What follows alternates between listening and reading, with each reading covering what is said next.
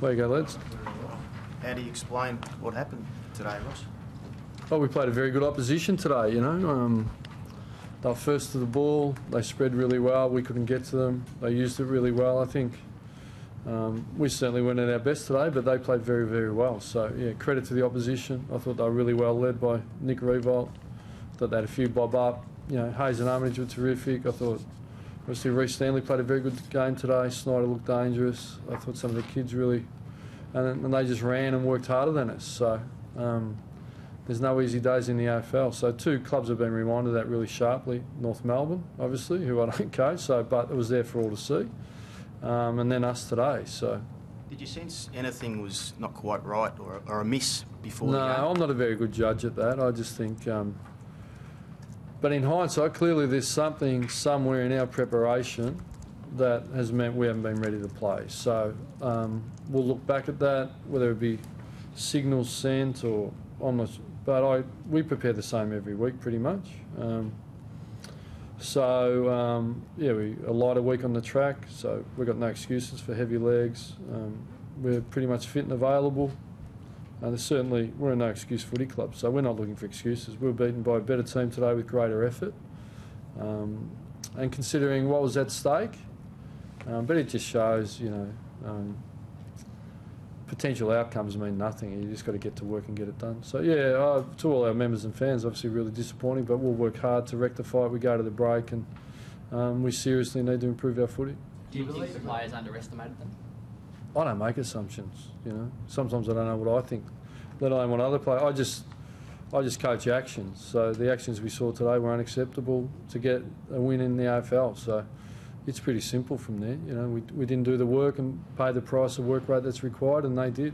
Ross, St Kilda were outstanding, but what disappointed you most about your own team's performance?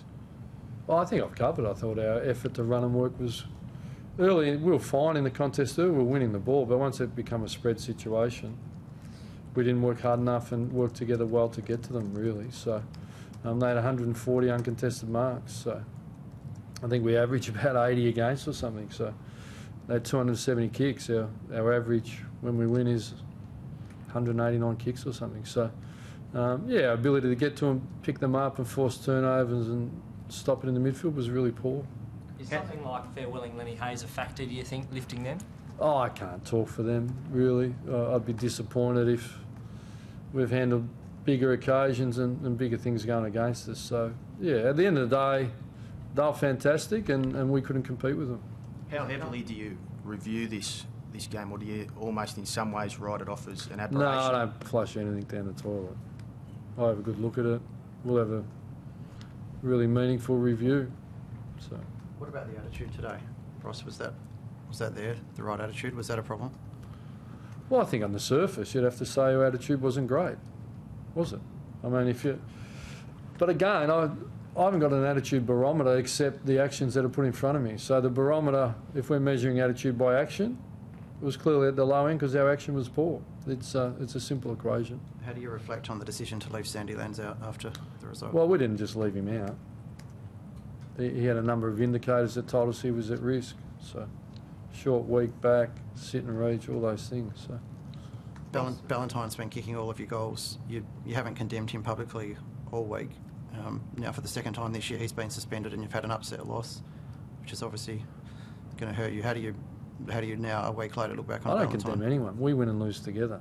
I didn't see Hayden out there today. We had 22 fit and available players. My position on Hayden's exactly the same as it was last week, so certainly not changing. It didn't cost you last year when you went to Skilled Stadium and won. There's a huge gulf between finishing second and third, though, and you can't deny that you took a hit today on that measure. Yeah, we did take a hit on that measure today. I think you're absolutely correct. Does that disappoint you? Is that one of the takeaways? Well, I think it's evident it's not pleasing. Ross, was part of the attitude problem maybe as well was the fact that your forward line was pretty much ineffectual today, and so all the work upfield, there was like no reward for effort? Well, I think it was two things. We didn't score that well, and when they went in, they scored really easily. So it was an either-end problem.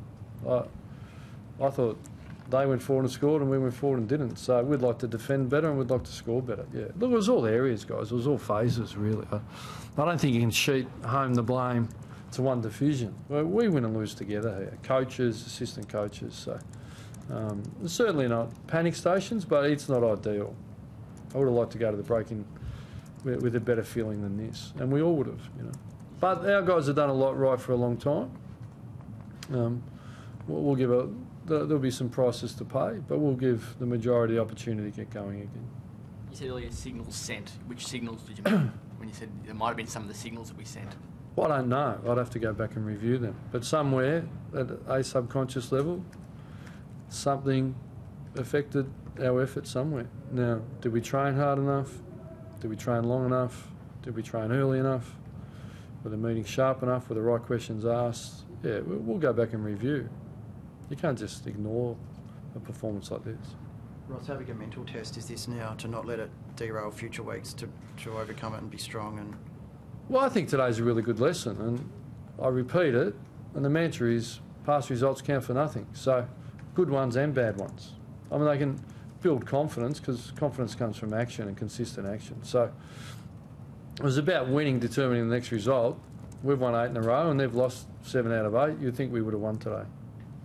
So last results mean nothing. So therefore, going forward off this, it's like a game of two-up.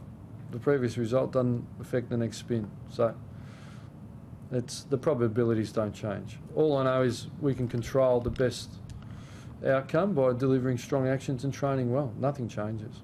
is the bye at a good time now, or would you want to get back out there straight I away? haven't thought about it really. I think I deal in reality. We've got the bye, we'll deal with it. We've got a plan, that won't change. There's no knee-jerk reaction here. The players are all planned, prepared, they go away, they come back and we get stuck back into it, you know, so. Do the players go away right away, or do they have next weekend off? No, we'll be training. We play Carlton Thursday, so we'll be training over the weekend. They get back to Perth, they do a recovery, they have their break under the CBA. There's a mandatory 4-day break that all clubs adhere to. So they'll get that, and then they come back in and we get to work again. Can we just touch on who you get back for Carlton? Sandylands, I haven't even thought about it really. I think you can work it out. and Hill's still on track to come back, Yeah, apparently. and Yeah. Ballantyne straight back in, I would have thought. Not too many kept him out today. and Walter's no chance for Carlton. Unless miracles do happen. Thanks, guys. Appreciate it.